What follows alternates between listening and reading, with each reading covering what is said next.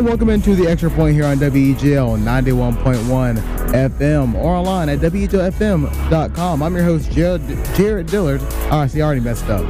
And alongside me is Jared. And alongside me is Brooks Childress. And Brooks, it's been a long time. We had the long winter break. School's back in session. Sports aplenty, especially the National Championship and the AFC and NFC Championship games in the NFL. So we have a lot to talk about in this jam-packed show. Oh yeah, I'm glad to be back. And you're already messing up in the first 30 seconds of the show. Well, nobody's perfect except for, I guess you would say, the Patriots. Yeah, and Tom Brady. The Patriots and Tom Brady once again win the AFC Championship game. That number 7, 8. I'm missing. What's the count now? Is it 8? I think it's 8. It's too many. Is it too many? Never too many. It's never too many? Jared, look at this. I want you to see. As Brooks this is an all-Patriot show. Look at this. As he takes off his jacket and dons the Patriots gear in the studio. I don't need this anymore. I don't know how I really feel about that. But that'll be our first segment. And as always, if you want to call in and give us your sports opinions, ideas, you just want to talk to us, you can call in at 334-844-9345. Brooks will be answering the phone, and we'll get you on and we can talk some sports. But for right now, we're going to segue into the AFC Championship game, the first of two of this past Sunday's championship You mean games. the better of the two? If we're going to be serious, yes, it was the better of the two championship games. It's always no fun when, the game's pretty much over at halftime in Minnesota, Philadelphia. But the Jacksonville game, Brooks, we watched it together. It was, as a Colts fan who, has a different opinion of the Patriots, I don't know why. It felt good to kind of watch you. I never see Patriots fans stress out a lot because, you have a lot of confidence in your team.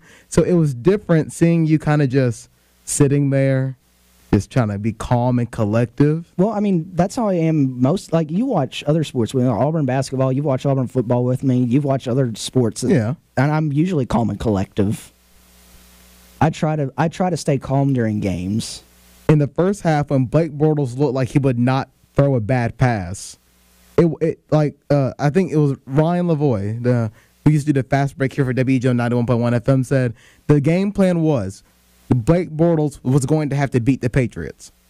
And for a little bit, Blake Bortles was beating the Patriots until the second half adjustments came in, and the Patriots defense really stepped up and played that Patriots defense that we saw in the second half of the season. Well, that was, you could tell from the game plan from the beginning that's what the Patriots wanted Blake Bortles to beat you, because they knew that Blake Bortles, even though he's been great, he's been decent in the postseason and the latter part of the season this year, but that defense has carried them, and so they knew they've been relying on the run game. There was one game he threw I believe he completed under 10 passes this year. And so they relied on that run game heavily, and the Patriots, you saw early, they tried to take that run game away, and they did it successfully for most part. In that wild card game against the Bills, he only threw for 84 yards. So yeah, and then the next week against the Steelers, he has this almost MVP-like performance. And then against the Patriots, he has another good performance. So Blake Bortles has been on the good end of the spectrum. He still has his bad games, but he put up a good fight. I want to go to a turning point in the game. I feel like was the pass it was a targeting play first, then pass interference, and then touchdown. And I feel like at that point in my head, I knew the Patriots are back. This is where they take control. Yeah, and that the pass interference, the one you're talking about with Brandon Cooks along the sideline. Yes, where he pretty much got pushed out of bounds. Yeah, there's a lot of Jacksonville fans that I've seen on Twitter. I've seen social media everywhere. They're blaming the referees for their loss. They're going to call that every time. They say that wasn't a pass. You pushed the guy out of bounds. There's no way that's not a pass interference. It was that resulting touchdown that the picture that's been circulating is when there was a little bit of scruffle in the end zone after the touchdown, and the referee was separating the teams, and for a quick second he had a smile on his face, and that's the picture that's been circulating around saying the refs were on the Patriots side. No, they weren't. Okay, no, that's just ridiculous. The refs are on no one's side. No. The refs, you can come out and you can say, oh, well, look how many penalties Jacksonville got versus Patriots got 1 or 2 in the game. That doesn't matter. The Patriots were the better coached team. They were the more disciplined team. The Patriots wide receivers, you watch the games, they're coached to, if Brady's going to throw a long ball downfield, they're coached to, if I'm not going to get it, try to draw the pass interference, because with a very aggressive, very outspoken defense that, like Jacksonville, like Seattle, you play against them, they will you can get under their skin easily, and they will make those mistakes. So the Patriots win 24-20. Leonard Fournette wasn't a very big factor. I mean, he did his thing. He had 76 yards, and he had himself a touchdown, but he wasn't the explosive Leonard Fournette that we saw early on in the Pittsburgh game before he got injured. Well, that, again, goes back to the Patriots' game plan. They are going to take away your biggest asset. And when they watch film on the Jaguars this season, they're like, all right, so they live off the running game. Blake Bortles can throw it a little bit, but they live off Fournette and the running game. And so we've got to take that away. And it looked like a little bit early it was shaky. And then once Belichick got into halftime, said, all right, here's what we have to do to stop them. Belichick's one of the greatest halftime adjustment coaches. Belichick, yes. Saban, the great coaches all can adjust at halftime. He went in, adjusted at halftime, said, this is what we have to do. They didn't run. They tried to run in the second half. They couldn't run. The Patriots couldn't run all game, but they didn't have to. They didn't have to. Yeah. So the Patriots moving on to Super Bowl 42 in Minneapolis, the home of the Minnesota Vikings. Now the question becomes, will the Vikings be the first team ever to play in the Super Bowl in their home stadium? Well, if you tuned in at halftime to the Eagles-Vikings game, the answer was clearly no, because the Eagles ran away with that game, final score being 38-7. Nick Foles has filled in very well for Carson Wentz. And I'm telling you, when Carson Wentz went down, I honestly gave up on the Eagles, mostly because there was going to be a game where they had to slip up because Nick Foles just didn't have the experience under him. No, he's played before and he's played well for the Eagles, but he was just getting back into the fold and he had a lot on his shoulder leading this team. One of the best teams in the NFC, has a very great defense behind him. But I thought that the Saints could get them. I thought the Vikings could get them, but I was wrong. And now Nick Foles and the Philadelphia Eagles will square off against Tom Brady and the New England Patriots. Brooks, the Eagles game was... It seems like they were just toying with them at a certain part of the game. The Vikings stood no chance. Why did the Vikings come out so flat after their miraculous win against the Saints? Well, I mean, you look at how they won the game the week before. A miracle catch. The Saints defender decided to tackle air and not a human body. That's true. So you have a high energy, highly emotional game the week before. It always, if you're say you're betting on a game, if you see a team come out with a highly emotional victory, odds are they're going to come out flat the next week, because that, especially when Case Keenum came out and said, I couldn't sleep for 2 nights after that. That's not a good thing when you're playing a team like the Eagles. No. That is a little more disciplined, and they fought for their victory. It was hard-fought victory against the Falcons, and the Falcons could have won that game if Julio had gotten both feet in bounds and caught the ball, which I think that was a good call for them to throw to Julio in that situation. That's the best target on the field. Yeah. But when you have a team that wins like that, it's a highly emotional victory. Very, we're a destiny now, team of destiny. We're we've got the Super Bowl in our city. It plays in the favor, and especially it's a dome team going on the road to a hostile open air environment like Philadelphia. That's so hostile that they were doing the Philadelphia fans were doing the skull chant at the Vikings during the third quarter. I'm sure that hurt for a lot of Vikings fans. Remember the post that we saw before the game in Philadelphia that they were putting grease on the light poles to prevent people from climbing them in the city? It did not stop them at all. Eagles fans were going to find a way. That's why it makes me scared of the eventual day that the Buffalo Bills make it to the Super Bowl, because Bills Mafia is going to show up to a city and just destroy it. I think they need better coaching. They've got decent coaching right now. They need a lot of things. The Bills, one of their main problems, they need to find a franchise quarterback. moving on from the championship games, Patriots, Eagles set. A lot of our show next week will be focused on that Super Bowl matchup. There's a lot of storylines we got to go through, especially Gronk. He should be okay. I think he's going to be good to go for the Super Bowl, but we're going to make sure we're going to see what happens with Gronk. Tom Brady, his stitches story was really weird. It kind of had me like, oh, he'll be fine. But then it was kind of like, is this really going to be a serious issue? But he should be fine. Carson Wentz and, how he's been injured and Nick Foles coming in. It's a lot of storylines we've got to cover for the Super Bowl. All that will be next week. Let's turn to our next topic, and that is going to be a couple of NFL hires that have happened in the recent couple of days. So the big one being Jack Del Rio. No, he doesn't have a job anymore. I'm sorry. Yeah, Jack Del Rio's not employed. It is John Gruden taking Jack Del Rio's job. 10 years, $100 million to the Oakland Raiders. John Gruden now out of the booth from Monday Night Football. I'm going to miss that man. I love him. Miss him. He was one of the best color guys in the NFL, in my opinion. And the big thing is, was John Gruden really good enough to warrant a 10-year, $100 million deal? I'm not sure. We're going to find out. We're going to see. But I think the Raiders are in a good position. They have Derek Carr, which if you look back at John Gruden's quarterbacks that he had, I would say Derek Carr probably has the most upside, depending on what the offensive line situation and his situation with weapons, because Amari Cooper did not have a good year. I know that because he was on my fantasy team. And you mean the same fantasy team that choked in the championship round? You're right, Brooks. You didn't have to bring it up because it kind of still hurts. Mm-hmm. But depending on the weapons around him, it's really going to tell how good the Raiders are going to be. Another hire is Steve Wilks. He'll be going to the Arizona Cardinals as the head coach for the Panthers. That was yesterday. Be looking for a defensive coordinator. That was yesterday. I've got my notes pulled out. Look at that. He got his notes. He's Wilks. He's been with the Panthers since I believe 2012 on defensive staff. Mm-hmm. And I think this is a decent hire for the Cardinals. The only problem is he's only head coaching experience was at Savannah State for 1 year, and he went 5-6 that year.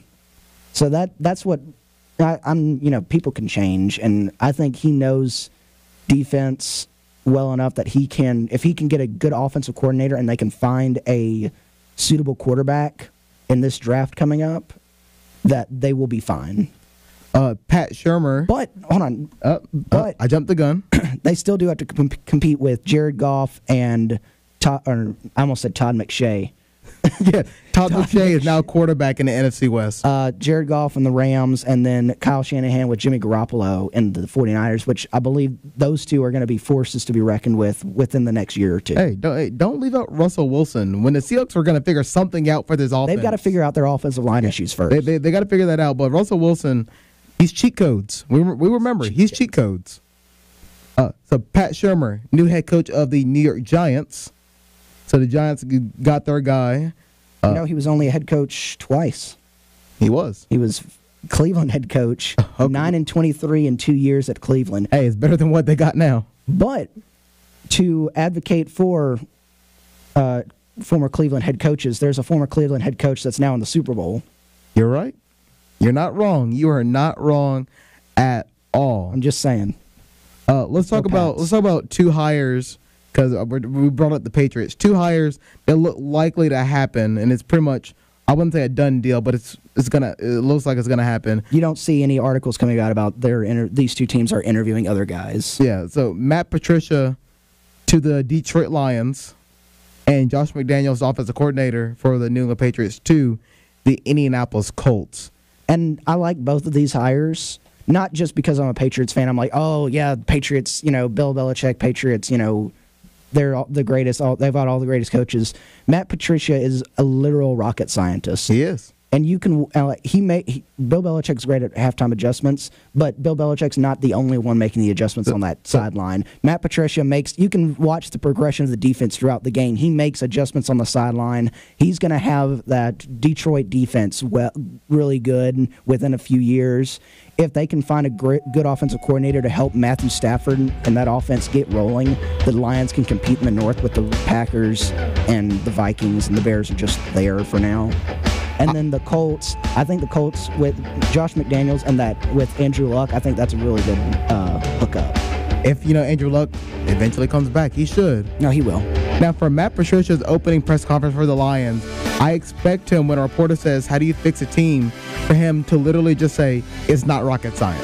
If he says that, I am on board with Matt Patricia as the head coach of the Detroit Lions. We have to take a quick commercial break. When we come back, we're going to play a little bit of a game, the NFL over-under wins for next season. Make sure you call in 334-844-9345 if you want to talk sports with us here on The Extra Point. We'll be right back. This is a place where it only takes a second to imagine your future. Grasp a new concept in class. Inspire a child's curiosity. Discover a real-world solution. Seize an unexpected opportunity. There goes Davis! This is where you gain the preparation, confidence, and determination to succeed. This is Auburn.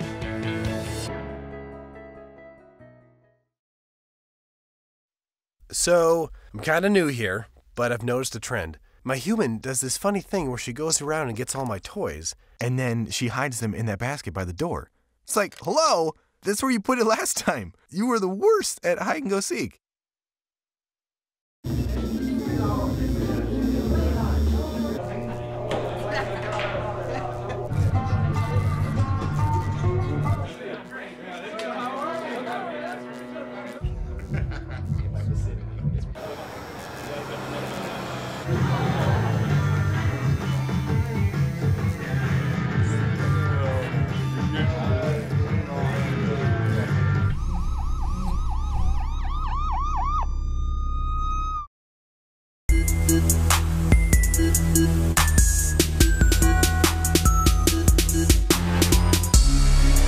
And welcome back into The Extra Point here on WEGL 91.1 FM or online at WEGLFM.com. Let's not forget, if you missed the show today, you can also catch us on Eagle Eye TV Channel 6 here on Auburn University's campus. I can't do intros anymore. Yeah, I'm going to have to take over next week. Yeah, you're going to take over next week. Or you can catch us online at eagleeyeauburn.com at 5 o'clock today.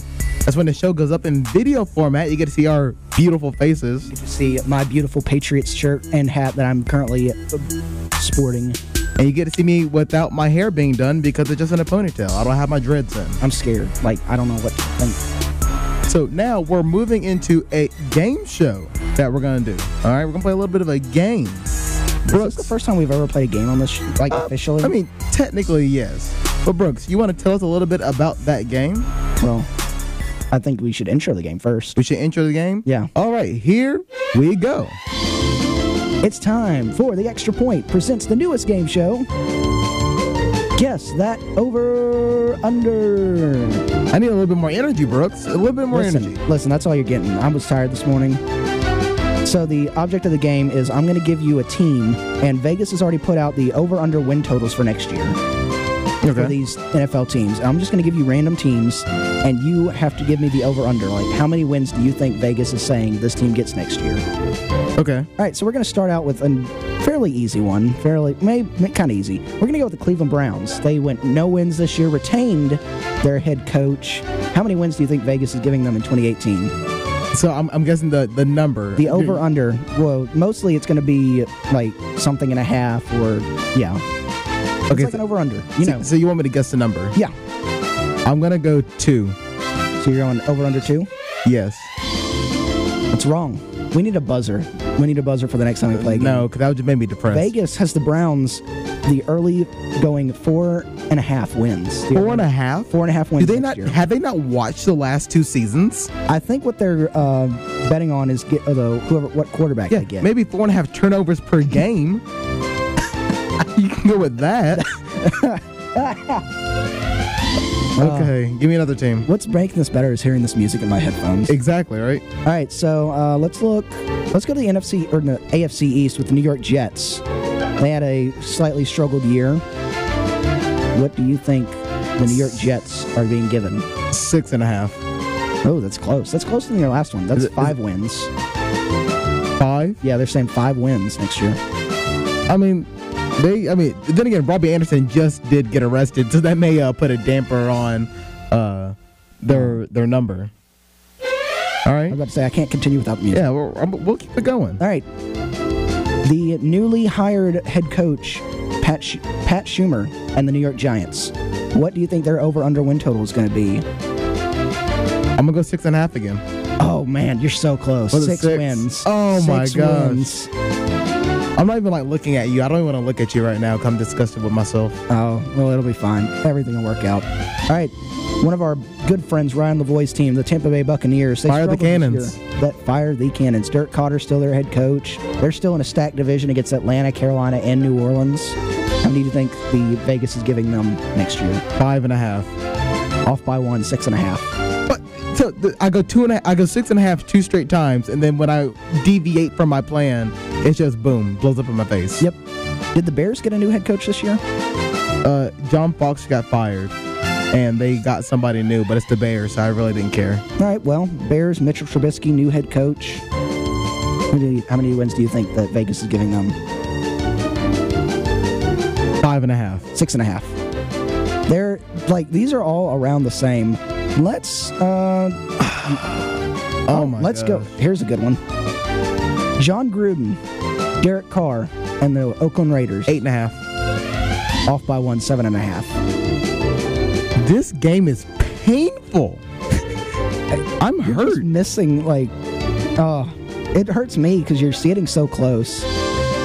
Let's go. I'm good at what I do. Don't get me wrong. A full season under Jimmy Garoppolo with Kyle Shanahan's offense. 7.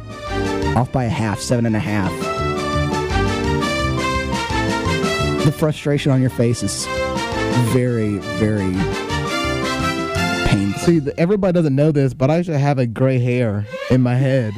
That's just genetic. I think I'll have a little bit more when this game is over. Let's see. So we went San Francisco. Let's go with another playoff. Huh? How many more we're going to do? What do you want to do, about 5 more? We can do 5 more. We gotta get into my rant for today. Oh, that's right. You know what? We'll do, we'll do 4 or 5 more. All right, so playoff team, the Tennessee Titans with their new head coach, still Marcus Mariota. How many do you think they're getting? They were a playoff team. I'm going to say... The worst playoff team. I'm going to say 8.5. Off by 1, 7.5. There's a trend here. This is a good one. The AFC runners-up, the Jacksonville Jaguars, had a great year this year. Great defense. 11.5. You're getting farther away. 8.5. Really? They're only giving them 8.5. Really? You think? I think Jacksonville will. Well, you've also got to think that Andrew Luck's probably going to be back for the Colts. But Deshaun Watson's going to be there for the Texans. Yeah, you're right. Deshaun Watson could have won Rookie of the Year if he'd been healthy. You're right. The Atlanta Falcons, just up the road from us. They've struggled. They've kind of struggled this year. 11.5. I'm not even going to let you finish. 9 wins. 9? Yeah. Wow. Falcons are going to be back to irrelevancy soon. Let's see. Our good friend Joshua Lyndon Jackson. And his favorite team is the Carolina Panthers. Keep pounding. I'm going to go 12.5. No, you're just shooting far away now. It's 9. For the Panthers? Yes, 9 wins for the Panthers. Who's going to win these divisions? Hold on. Who they're projecting to win this division is the Saints. How many do you think the Saints get? 12.5. 9.5. If everybody's going to beat up on each other next year? That's what looks like they're projecting. One more time. One more time. Let's go. Come on. All right, so we'll do 3 more. I have a headache. We'll do 3 more. The Los Angeles Rams, Jared Goff. 10.5. Off by 1, 9.5. Is anybody going to have over 10 wins? Here, I'll give you one. you could get. My favorite team, the team I'm currently supporting, the New England Patriots. What is their over under? 13.5. Off by a half. No, off by 1.5. 12 wins. It's kind of low for the Patriots, to be quite honest. It is. I mean, I wouldn't touch that if I was betting, but because the Patriots is always like, are they going to get 10 wins? Or are they going to get 15 wins? And the final one. Let's do my team. Let's do the Colts. Last one. That's what I was going to. A Colts team that looks to have Andrew Luck back, new coach, tough division. How many do you think they're getting? It's probably lower than you think. 6.5. Off by 1, 5.5. I'll take it. How many wins y'all have this year? 3. Although it feels like 0 after that Buffalo game. So you're getting 2 more games. 3 more games, maybe. There's our game. And that was fun. I didn't get. It was very frustrating for you. I didn't get any. No. That really hurt, actually. Oh, man. We need someone that gambles. We have 3 minutes until our next break. I don't know if I want to get into the national championship game. I don't think I can fit that within 3 minutes. Well, then we're just stuck here. You know what? You know what? No. We'll talk about the championship game, and then I'll get into my rant after the break. That works. National championship game, Georgia versus Alabama. Tua, oh my goodness gracious, that kid. Hollywood wrote this story. It was the greatest halftime adjustment in a championship game I've ever seen. Like, Tua comes in, and we're like, man, Alabama's really desperate. And then this kid took over. He took Jalen's job. Well, like, for now. Well, you don't know. We say for now, but there was a lot of adrenaline running in that game. There was. Plus, Georgia, I mean, if you're Kirby Smart in Georgia, you're not going to think that, oh, we're going to be beating Alabama this bad or like this at halftime. It wasn't a bad score, but like physically they were dominating Alabama, and you're like, there's no way they're going to bring in a freshman quarterback. Look, all I'm saying is, if there's one game... You're not game playing for Tua. If there's one game to prove yourself, to be able to take the starting job, it is bringing your team back down in the national championship in one half. He did that. It was impressive. I give Nick Saban, I give them all the credit. That was a great halftime adjustment. And you know who else we should give credit to? Jalen Hurts, because he was a really good sport. Oh, yeah. When they scored that first touchdown after the half, he was the first one onto the field. He was a really good sport about it, and no matter what you may think of Jalen Hurts, the guy is a competitor. He's going to want to win, even if he's not the starter. He's not a Heisman Trophy contender, though. And I'm just going to say, I'm going to say that I respect Jalen Hurts so much for how he handled it. Now, and I respect Tua for saying, you're either all in on us and don't beat up on Jalen, or you're against us. Because Tua and Jalen, they ride and die. Now, and I love it. I love it. Right after that game, Lane Kiffin, the troll of college football, came out. And he came out of his cave. He came out and said, he came out of his beach house in Boca Raton and said that Tua was on the verge of transferring. This raises a question. If Tua does win the job over the offseason, does Jalen Hurts transfer? Because he was a starter. I think he would go back to the state of Texas. I think he would transfer. If you're a starter and you lose the job. Remember, Jalen Hurts, it was he's a weightlifter. He's strong. Okay?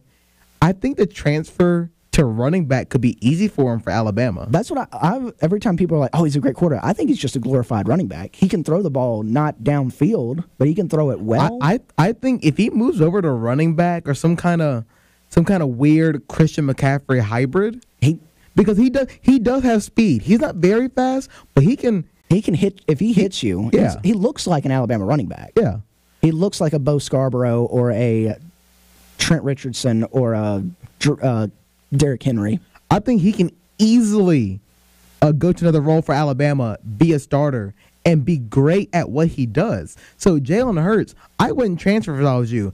I would stay at Alabama. Tua can be quarterback. Hey, you run the rock, all right? And Alabama will be Alabama. We'll be upset about it because this would be a great duo. I really do feel that way.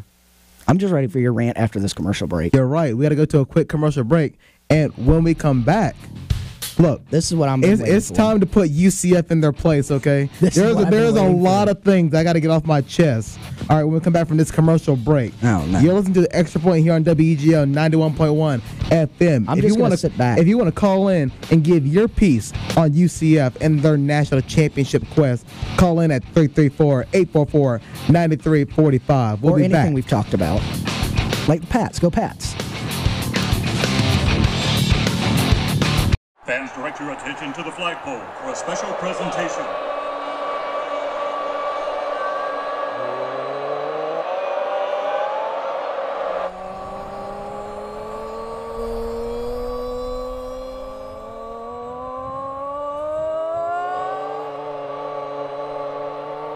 You never really leave Auburn, because Auburn never leaves you.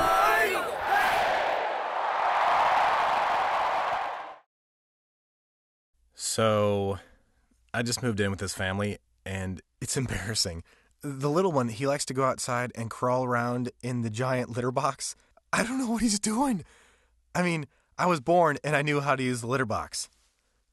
Look at that. That's disgusting. Oh, poop already. You're making me nervous. Oh, okay, I can't look at this anymore. I really hope he grows out of this, for his sake.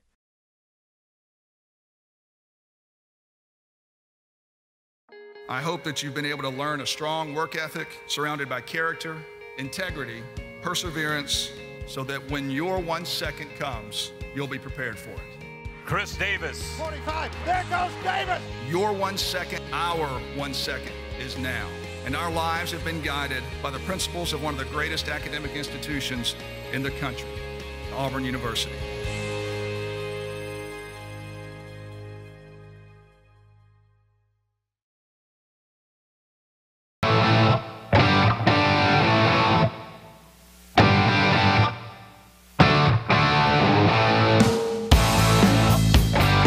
And welcome back into the Extra Point here on WEGL 91.1 FM.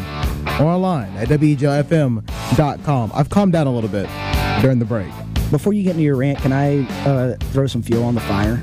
Sure. I know you know what I'm going to talk about because we're experts and we prepare. No, we don't. About you want to talk about UCF and their quote unquote national championship and everything. They've been ever since they started that, they've been big trolls. They have. First was the billboard in Tuscaloosa asking for a home and home with Alabama, which that would only end poorly for UCF, let me tell you. You're right. And then a new development came up yesterday. When I was perusing the Snapchat and UCF National Champions filter came through and I fell to my knees in anguish. That Snapchat filters are expensive. Someone right. had the disposable income and the will to troll a whole university that they spent money on a Snapchat filter for the Auburn campus that said UCF National Champions. It's look, I don't even care that they beat us, okay? Like, no, congratulations. Good for them. Yeah, good for them.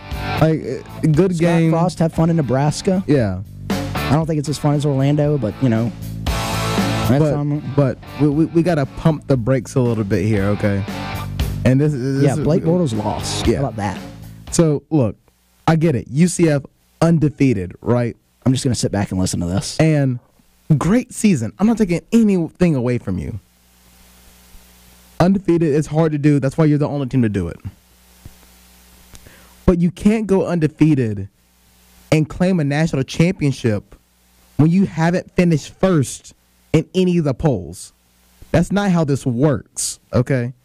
If they finish first in the AP poll or whatever poll, sure, you can be claiming the AP national championship, okay?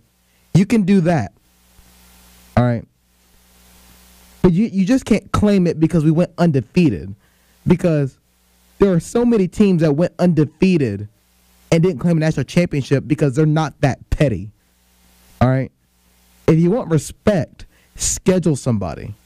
And it's hard to do that. And I get how hard it is in college football to do that because you schedule so far out and teams change on a dime, okay? So teams that you did schedule may not be as good.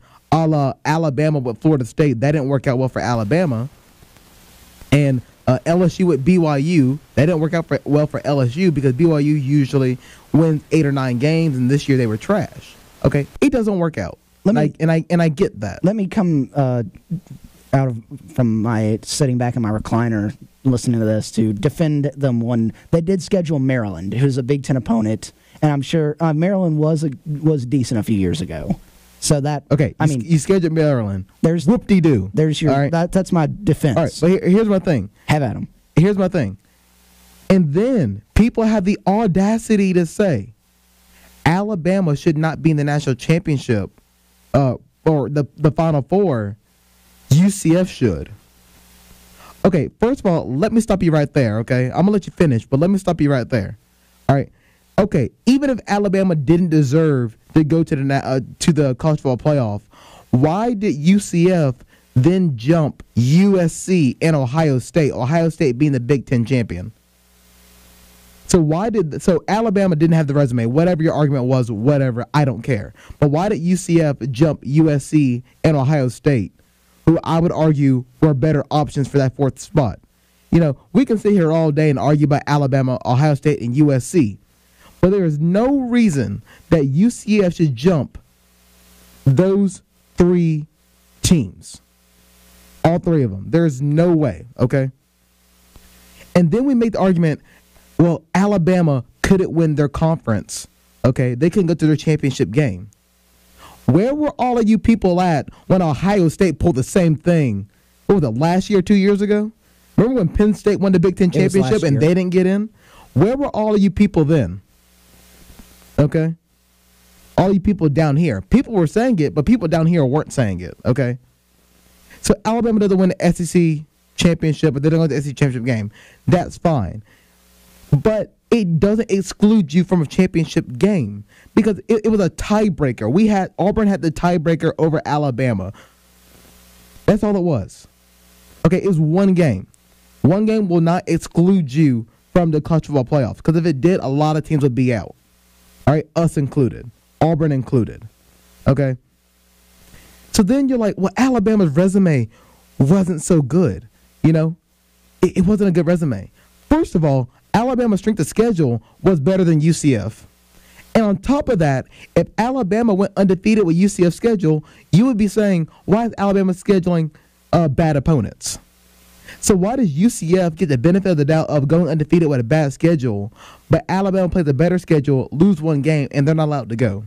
I'll tell you why. It's because down here we're Auburn fans, and we can't take off the orange and blue glasses, and we can't realize that, hey, you know what? The college football committee is for the top 4 teams, and the top 4 teams was Clemson, Oklahoma, Georgia, and I'm sorry to say it because, you know, it may hurt a little bit, Alabama. We can argue about Ohio State and USC, and I could probably agree with you about Ohio State or USC, but those were the teams. UCF wasn't in that, okay? UCF got a great win over Auburn. Good for them. It was a good win. They proved themselves. But it was too little, too late. You got to prove yourself in the regular season if you want to go to the playoffs, and they didn't do that. Alabama proved that they were a top 4 team, especially after they beat number 1 Clemson and number 3 Georgia. Am I right? I think I'm pretty right. Brooks, I'm done. I saw the flames. I'm just saying. That was fiery. Just because you don't like Alabama, just because they didn't go to the SEC championship game, doesn't mean they're not your national champions. They are. They won it. They beat the number 1 team very handily, mind you. Not beat, they beat them down. And then, granted, they struggled against Georgia, but they beat them. 2 really good teams. Are you telling me the Alabama's wins over Clemson and Georgia don't outweigh UCF's win over Auburn? Good win for UCF. But come on now. Are we being serious right now? Are we really going to go down this road? UCF, have fun because you had a great season and you deserve to hang a banner and be praised. But for everybody else saying that UCF is national champions over Alabama, you need to go check yourself. They deserve to hang a banner, but the only banner they need to hang is a Peach Bowl champion banner, not a national championship Peach Bowl or undefeated season. Okay? We don't go around claiming 2004 as our national championship year. Although we really do think we deserve it, but we don't. It's different for UCF because they are a Group of 5 team, and we know how hard it is for Group of 5 teams to get to the playoffs. But come on, guys. Come on. If we ever claimed that 2004 national championship, I would still say we had 2. In my eyes, Alabama has 12 national championships. Oh, my word. Auburn has 2, and if we ever claim any more, we haven't won them, so it's 2. I'm sorry. If you have anything to say, you can call in at 334-844-9345 to the Extra Point. We can go look quickly at a 2018 outlook. Well, we would, but my computer died in the middle of your rant, and so I don't have the schedule up anymore. So if we want, why don't we take a quick commercial break early than usual, and then we come back, and so it's like a little teaser. So then we'll talk about the opening weekend of college football. So here's a rundown for when we come back from commercial break. So we're going to go 2018 outlook for college football. Then we're going to run through Auburn basketball, the national outlook for college basketball. The Cavaliers are melting down. The Bucks fire Jason Kidd. And the NBA All-Star Draft. Should it be televised? All that in the final 15 minutes of the Extra Point here on WEGL 91.1 FM or online at WEGLFM.com. It's going to be a marathon. Make sure your computer's charged. It's charging now. Go Pats. I believe this is a practical world and that I can count only on what I earn. Therefore, I believe in work. Hard work. I believe in education, which gives me the knowledge to work wisely and trains my mind and my hands to work skillfully. I believe in honesty and truthfulness, without which I cannot win the respect and confidence of my fellow men. I believe in a sound mind, in a sound body, in a spirit that is not afraid, and in a clean sport that develops these qualities. I believe in obedience to the law because it protects the rights of all. I believe in human touch, which cultivates sympathy with my fellow men and mutual helpfulness and brings happiness for all. I believe in my country because it is a land of freedom and because it is my home, and that I can best serve that country by doing justly, loving mercy, and walking humbly with my God. And because Auburn men and women believe in these things, I believe in Auburn and love it.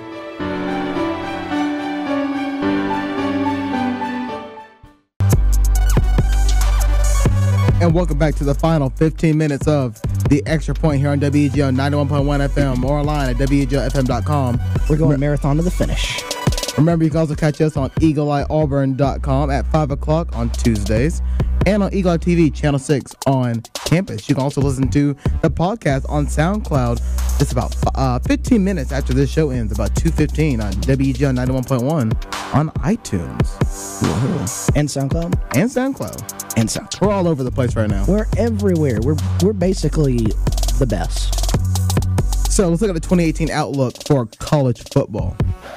Give us the opening games. Well, let's look at the opening weekend slate because it's so far away and we have to talk about it now. It's way too early. It's way too early to look at the slate. So, first, Orlando, Florida, neutral site game. You got the defending national champions, the Alabama Crimson Tide, taking on the Lamar Jackson-less Louisville Cardinals. Yeah, that game's not going to be as good anymore. That would have been... It looked like a good schedule like maybe last year. Now, it depends on who... Louisville can get, or who Louisville's starting quarterback is, but that is the definition of trial by fire. It's like, hey, guess what? You're our new starting quarterback. Guess who you get to play first? Alabama. So that poor soul. A rivalry's renewed in South Bend. Michigan, Notre Dame will play each other. First time since 2004. And that's a big game, so that means John Harbaugh will lose. Jim Harbaugh. Whatever. John's at Baltimore. You're right. Whatever. Jim Harbaugh. Hold on. It's a big game, and it's Brian Kelly versus Jim Harbaugh, so no one wants to win that game.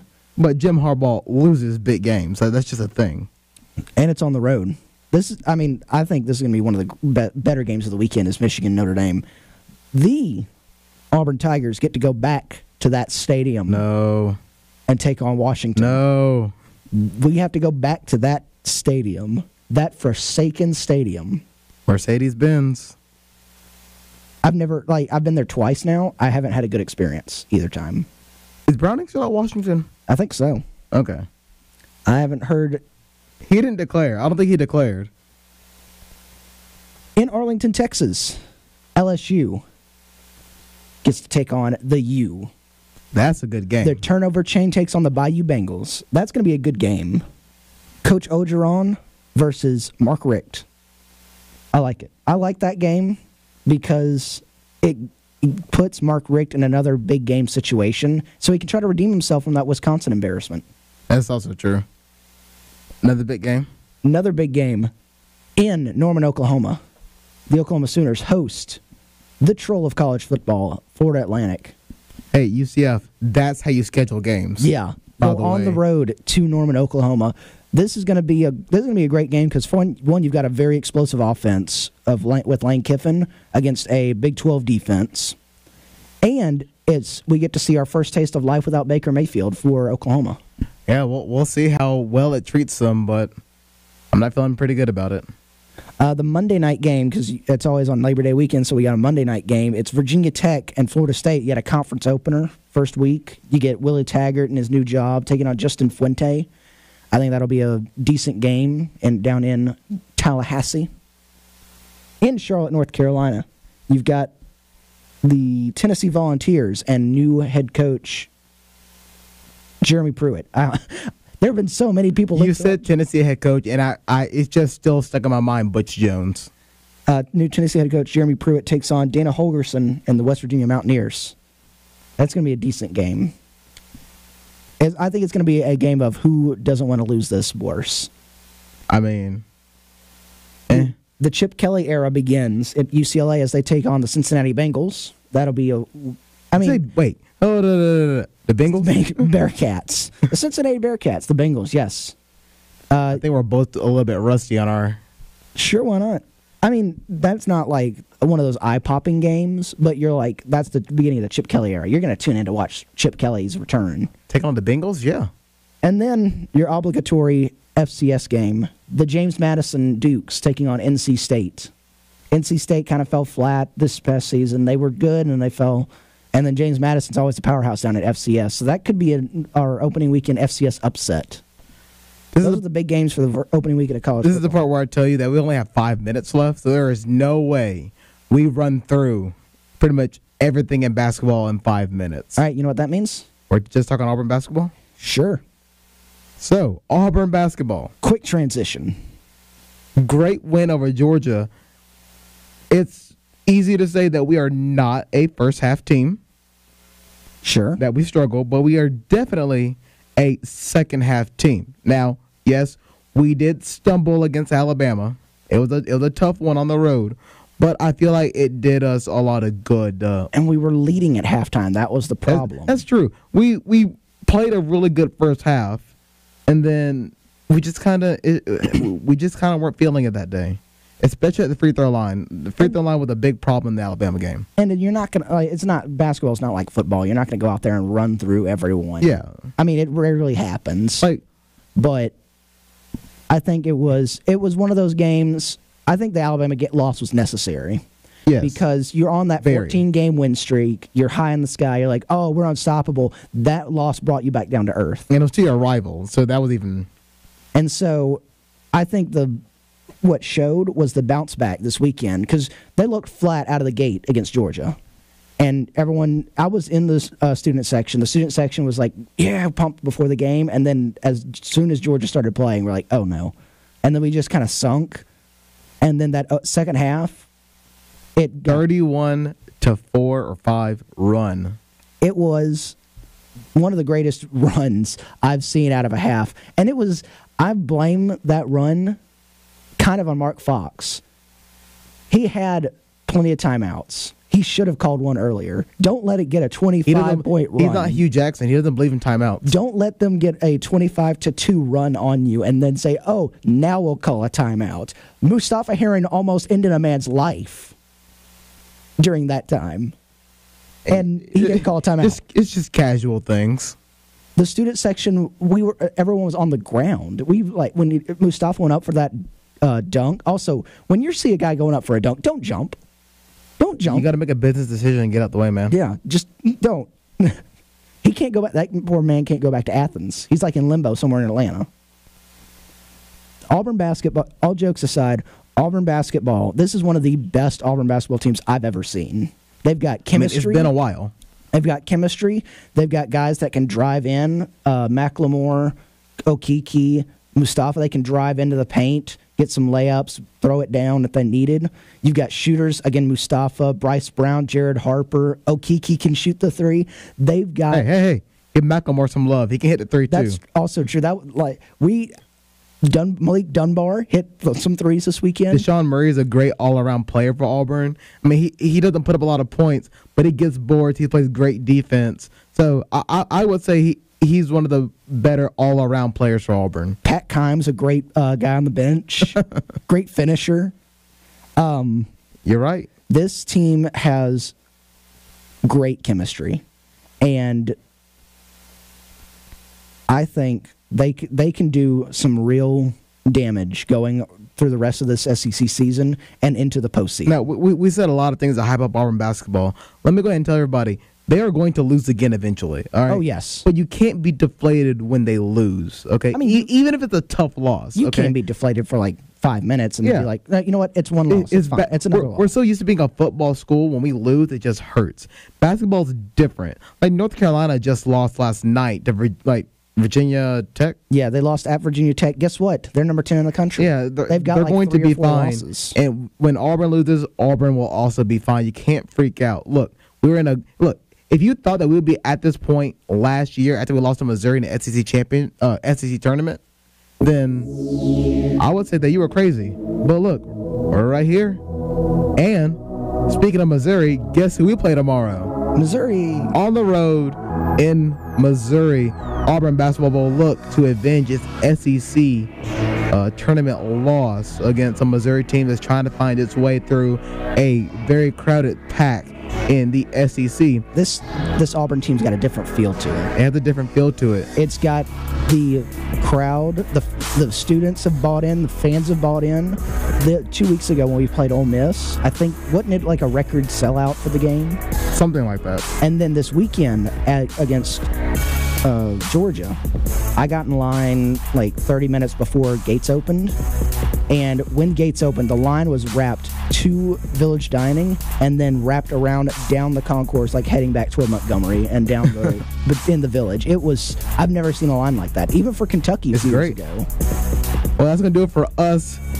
New time, Tuesdays at 1. Remember, about 15 minutes after the show ends, you'll be able to catch us on SoundCloud and on iTunes at WEJ 91.1 FM. You can also catch us in a couple hours on Eagle Eye TV, Channel 6 on campus, or eagleeyeauburn.com. That'll be 5 o'clock Central Standard Time. That's going to do it for us, Brooks. It's great to be back talking sports each and every week.